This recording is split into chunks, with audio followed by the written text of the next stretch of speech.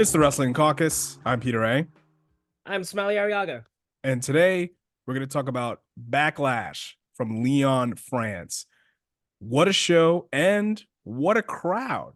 And before we talk about some of the matches on the show, well, it's only five, so we'll talk about all of them. Let's talk about the crowd for a little bit. We were chatting about it just a little bit before we recorded, and I thought the crowd was great. And when you pay your money for a show, you deserve to cheer or blow an air horn, whatever it is. But I did feel at times it was a little too much. It was a little too distracting, and I was getting a little bit of a headache. Especially they kept singing a certain song, and I feel like you should be able to express yourself at a show, but I think you got to show a little bit of resolve, a little bit of restraint, especially when during the main event, like Samantha Irwin is trying to do her job, Irvin, trying to do her job announcing, and the crowd was announcing with her. It's like, okay, please, come See, on, just I only like that. The only time I liked it when the crowd was, I liked it when the crowd, and I think, and I miss this at wrestling shows, only specifically when the crowd chants with the ref counting to 10. I miss that at wrestling shows. I remember that used to be, I used to see that a lot in wrestling shows. Now, like, well, especially in America, no one gives a shit about the ref counting. They don't really care about the rules per se. They just want to see the next. They just want to see the next move or spot. But here, I did like it when they were counting with the ref. But I agree with you. They didn't have to chant with Samantha Irving all the time. You feel me? yeah. I think maybe part of it is probably cultural. Maybe they were doing Yeah. something that usually do in sporting events. And plus, how often do they get a wrestling show in France like this? Right, right, Yeah. exactly. But I just think that they could have stopped singing at certain times, Yeah, or they had a yeah, specific song every time a 2 count happened, in which like they would go 1, 2, oh, and then they would start like it sounded like this is awesome, but I know they were saying something else. But I noticed they had a specific song for 2 counts, which is kind of funny. But I yeah, know what you mean. If we were there live like if we were there live, I feel like for the first 2 matches it would have been okay. This is amazing, and for the main event, yeah. But for the whole show, being in that loud of a crowd probably would have given me a headache. I'm not gonna lie. I'm not gonna lie to you. yeah. I was ready to get some acetaminophen towards the end of the show, but Jesus.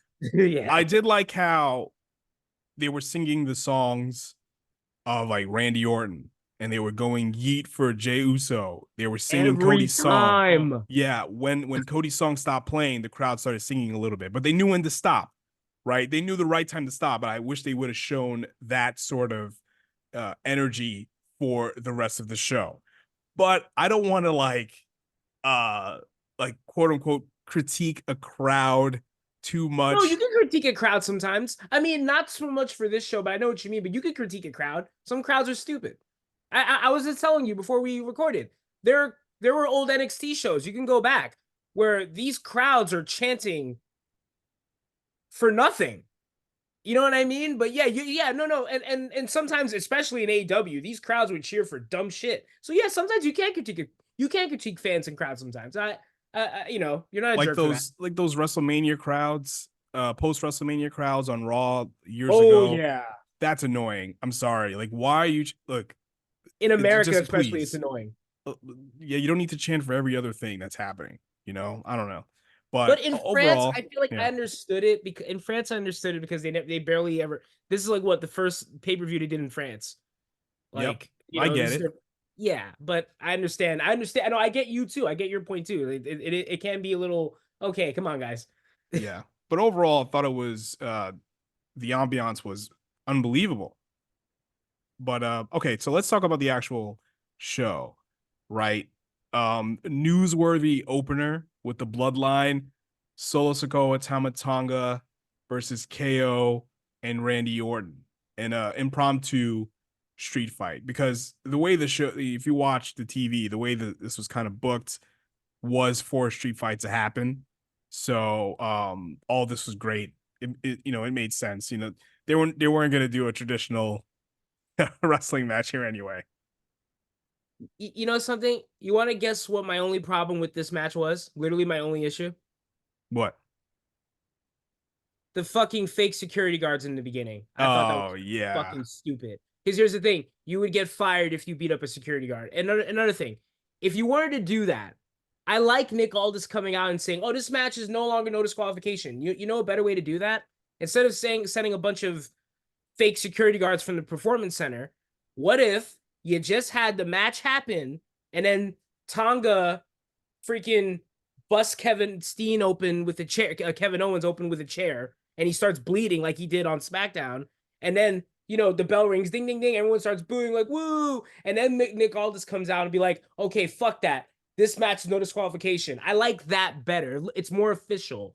But the whole fake security guard thing, I didn't like that shit at all. Yeah, it was a little blown out of proportion in that regard. I think, yeah, like you said, just let it go out of hand, let them brawl a little bit, and let them take things, let them go crazy for a little while. Yeah, be And natural. Do it naturally. right, like all the security guards, just like, come on, man, this is not here. It was It a little bit gives crazy. amateur hour. Yeah, like if you just had Nick Aldis come out and say, no, no, no, no, no, no, no, no, no, absolutely not, not tonight. We're not doing it like that. No rules. You want to break the rules? All right, no rules. Um, but overall, it was a street fight. Very ECW. The crowd was chanting ECW, so Yeah, ECW has a worldwide reach, which is yeah. pretty cool. You know something? Yeah, And freaking Tonga, man. man, No, I thought we were just getting. We'll talk about it. I thought we were just getting him. Like this guy, my God. And you know something? I was afraid when him and his brother came to WWE that, I mean, like, we already have the Usos, but they are completely different than the Usos. Like, you see Jey Uso, he is very serious, but he is very fun with the crowd. Tonga is not. He doesn't play games. He yeah, doesn't, and even in the way he sells. Yeah, he's just amazing. I'm glad he's here. I'm yeah. really Let's glad talk he's. about it. So at the end, Tanga Loa cost KO and Randy Orton the match, and when we previewed the show, I thought it was a good idea to have Solo and Tama Tonga win, but having Tanga Loa debut just even adds more heat to the fire. And I kind of liked how Paul Heyman was basically saying after they were, all three of them were jumping on KO and Randy. Paul Heyman was like, "Hey, man, come on, take it easy." So it kind of like, where do you think Paul Heyman kind of falls in this kind of sort of split bloodline? I'm fighting for my fucking life. That's how Paul Heyman is feeling. Look at him. You see him. You see him in every week. This guy is like stressed out. I feel bad for him because he knows Roman is away, and every week his face just screams, "Help me, help!" Like he literally, literally when Jey Uso was in the back during Backlash, you see Paul Heyman looking at him like shaking his head, like you don't know. You just don't like. I feel bad for him. I love what they're doing with the bloodline. It's really Yeah, good. me too. I don't think I think Paul Heyman's gonna align himself with Solo, Well, and he's scared right now. yeah, Look at because he kind of went into business for himself, kind of withdrawing Roman from the draft. That wasn't Roman's call. So what if that was Solo's call? What if because Solo clearly has an influence on him? So Solo probably listen. If you don't do that, I'm gonna stick this thumb up your ass. that's also true. That's also true. So it's kind of I'm kind of curious to see where they're gonna take this because it looks like they probably want Roman to come back as a baby face because the crowd kind of wants to cheer for him now. He will. Now they're chanting "We Even want when he Roman" was every the time. biggest heel in the company, he was more cheered than It's like. insane. It's insane. So yeah, this is good week to week booking here. So not week to week booking. I mean, like the booking here is great too. No. You can say that. You can say that. It is No, good because week. if I say week to Damn week it! It booking, if I is. say week to week booking means like you're just changing every week. What I mean is like it's good week to week programming. Like you want to watch on Oh, I Friday see. to I see what's see. gonna happen. So maybe I just used the term wrong. But yeah, this is great to see the Guerrillas of Destiny in WWE, and they're kind of acknowledging that they've been taking over Japan for the past years. So it's cool. I'm not worried. I'm really optimistic to see what they're gonna do here, which is awesome. So an Usos versus Gorillas of Destiny matches. Ooh, Holy man, that'd be shit. something. Holy Um, shit. That would be Here's a crazy. match that exceeded my expectations. Curious on your thoughts on it. The triple threat match for the women's championship. We had Bailey, Naomi, Tiffany Stratton. Let me just say, she was outstanding in this match. Oh no, she was. Yeah, no. Like I still think the better match will be down the line is Tiffany and Bailey, but this match made me excited for that one-on-one match inevitably because that was ill. Like I know they probably put Naomi in here because Jade and Bianca had a good night, so they wanted like the third person in their group to have a good night too, like at least have a good showing. But like, yeah, no, I heavily agree. Plus, I told you I wasn't that excited for a triple threat, but then I forget that WWE actually knows how to do multi-person matches in a good way, and this match was yeah, this was excellent. Bailey's amazing. Naomi, what they showcased the better parts of her game, and Stratton, this was a good showing for her. This was lit. Yeah, everything she did just looked great. It's like she was wrestling for a decade, but she's pretty green. But when she works more with people like Bailey, Yeah, and yeah, she's gonna be fine. 100%. She's gonna be 100%. fine. 100%. So she's picking up good things, and I think they're just showcasing what she's good at. She's a great athlete, a lot of charisma. So you focus on the same thing. We'll talk about it later with Jay Cargill. You focus on the strengths and you hide the negatives. But don't see any. I don't see too many negatives from Tiffany Stratton as of right now. She's really incredible. And what do you think of the kind of Bailey and Naomi kind of teamed up on Tiffany towards the end? They did she did her moonsault, but then she landed on her feet, right? But then they kind of hit her with like a 3D. Oh, yeah, that was cool. Yeah, Yeah, that so was kind of cool. yeah, and it looks like I think Tiffany can use that as heat, saying they were it was 2 against 1. It wasn't a fair fight and everything like that. So it kind of allows for I don't think Tiffany got pinned here. Bailey rolled up Naomi to Yeah, they kind of protected Tiffany here. So hopefully, I think in the King of the Ring, she should at least get to the final four, and or maybe she'll win. I don't she know because should she beat was Naomi, and then she'll be the Queen of the Ring, and then face Bailey probably. sure. Yeah. But don't think Tiffany should be champion tomorrow. But they should definitely do something with her. The Queen of the Ring is a good next step for her. Any other thoughts on this match before we move on? Oh, that was really good. I mean, Yeah, yeah, I'm excited for Tiffany and Bailey down the line. yeah. Here's another very story centric match. We had Damien Priest, Jey Uso World Heavyweight Championship.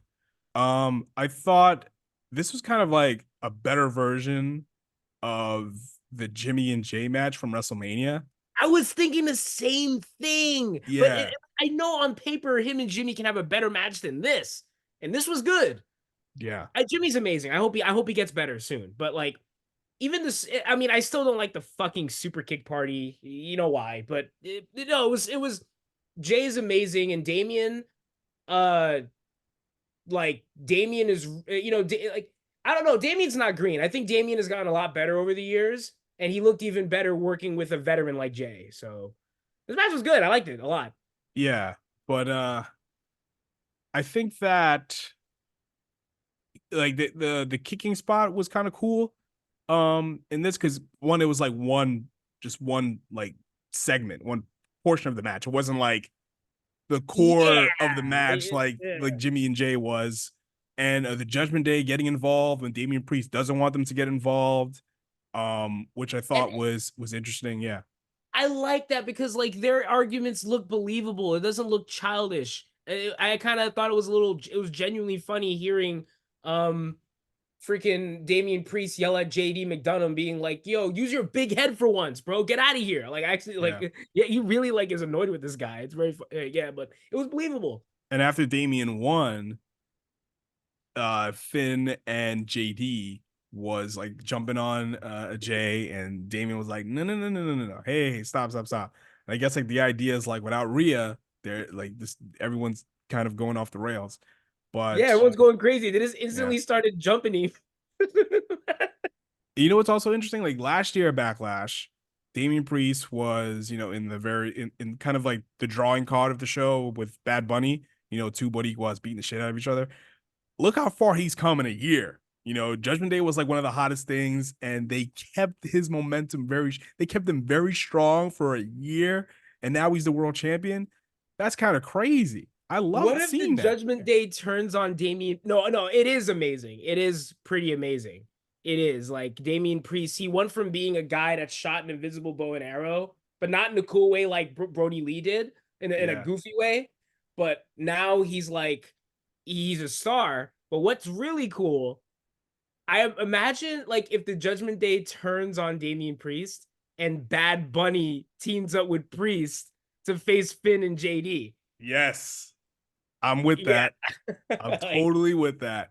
Do you think he'll be a babyface by the Puerto Rican Day Parade? About a hell month away yeah. from that. Yeah, they're not gonna boo Damian Priest. Puerto Rican fans, they're not gonna boo him. No way. They'll Yeah. boo Jay McDonough. Fuck him. But they're not Yeah. gonna boo Damian Priest. I think it'll be cool for Judgment Day to have a float at the Puerto Rican Day Parade this year.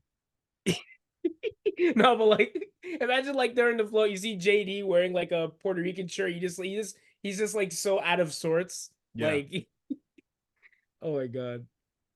I'm surprised I didn't see Drew McIntyre get involved at all. I was Yeah. expecting him to kind of do something to Well, CM Jay. Punk wasn't here, so he had no reason to. Yeah, that's true. But I'm glad. They kept it really simple, just kept it, kind of teasing more dissension between the Judgment Day. So maybe on Raw tonight they'll do something there. Maybe King of the Ring or Glasgow, Class of the Castle in June. Maybe that's the match. But yeah, we'll see. All right, moving on to the women's tag team title match. Bianca Belair and Jade versus the Kabuki Warriors. I absolutely love this match. Again, this overachieved because, it's kind of hard. The past 5 years with the women's tag team titles, they've tried certain things and it just nothing was ever, they didn't really care about it all that much. They kind of just put the belts on some people for a couple of years and then, whatever. Um, but now I really think that they're really trying because you don't just put Bianca Belair and Jade Cargill, two people that you're really elevating. One person's already a star, the other one you're trying to make a superstar, and just put meaningless belts on them. You're not going to do that. It's a waste of time and money. So I'm glad that they put the belts on these two girls and hopefully start doing something more with the women's tag division, or doing something instead Just of book it like just a fucking actual tag division and make more actual tag teams. That would be nice. yeah, or just dump the belts because there's no point in just having people walk around with belts that no one really cares about. So hopefully I like your now, idea better. yeah, yeah. But Like, what'd you think of this match overall?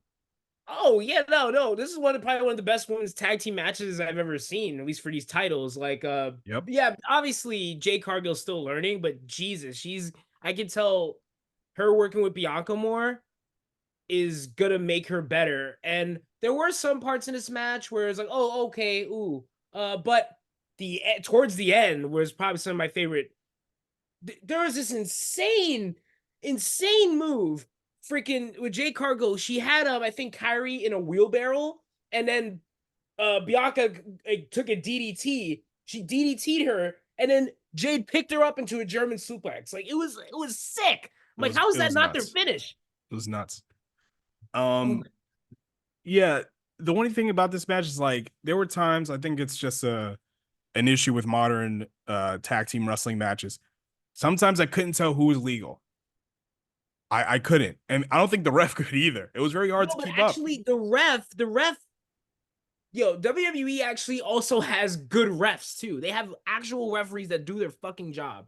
The referee made it very clear, Kyrie, get out of here. You're not legal. Yeah, So that's how I knew because the ref was good, but I know what you mean.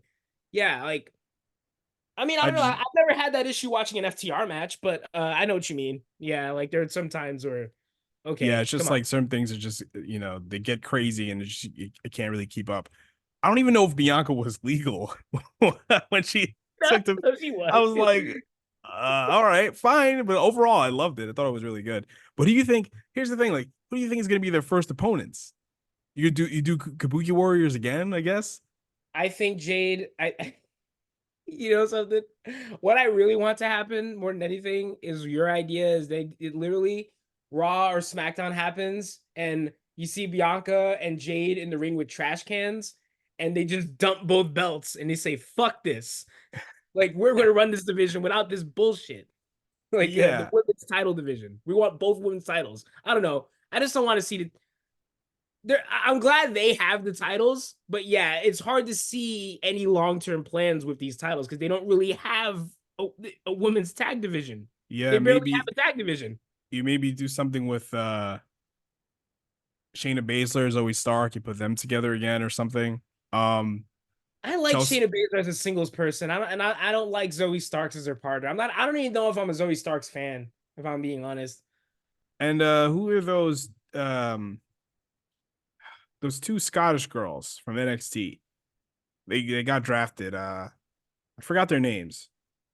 Um, but you know what I'm talking about? The one redhead and the You're not talking about Gigi Dolan, are you? not Gigi Dolan. No, there was these two Scottish girls. These two, I don't know if they're Scottish. There's two European girls. Anyway, it's not important. But it just goes to show you that they got to do more with women's tags. I could barely name. Piper Niven, Chelsea Green. I don't know if they're still a team, They and don't maybe look like they don't really have a women's tag division. Like I said, yeah, yeah. So yeah, they barely have a tag division. They barely have a tag division. They have two tag belts. They need a women's tag division. Like they could have a badass women's. They have two women's titles. I don't think you really need a women's tag division. You know, like I don't know. That's just me though. yeah. Oh, here's a Kaden Carter and Katana Chance. Oh, Alba Fire and Isa Dawn. Those girls. That's what I was talking about. Maybe they could be an opponent for Jade and Bianca at least. I don't know. And then what? I don't know. Oh, it's up to them. It's up to WWE what they want to do with these things. Okay, main event time. Cody Rhodes, AJ Styles, undisputed WWE title. I absolutely love this match. This was like a G1 climax final.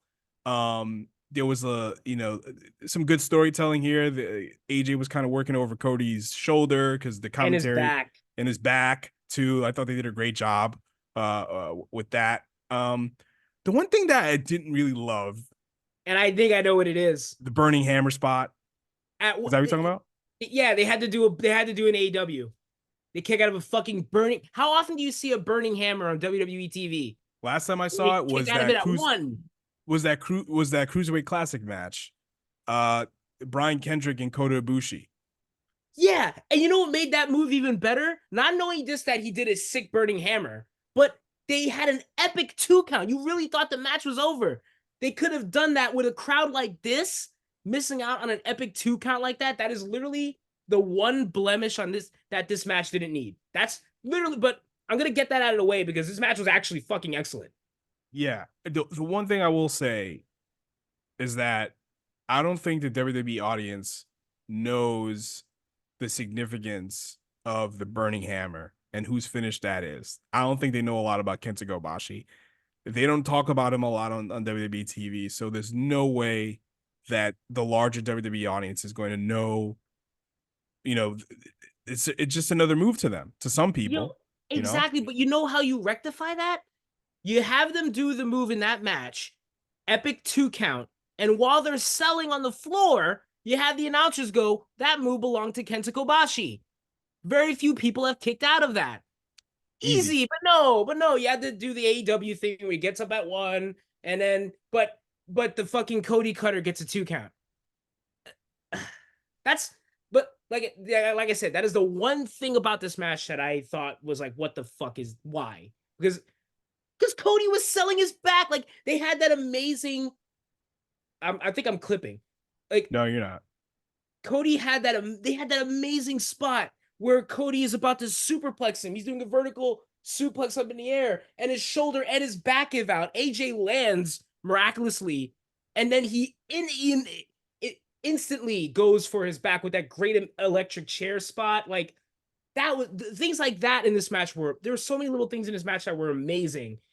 But kicking out of a burning hammer at one, you don't need to do that. You don't need No. to do. Can we just stop doing kick out at one spots like in certain main events?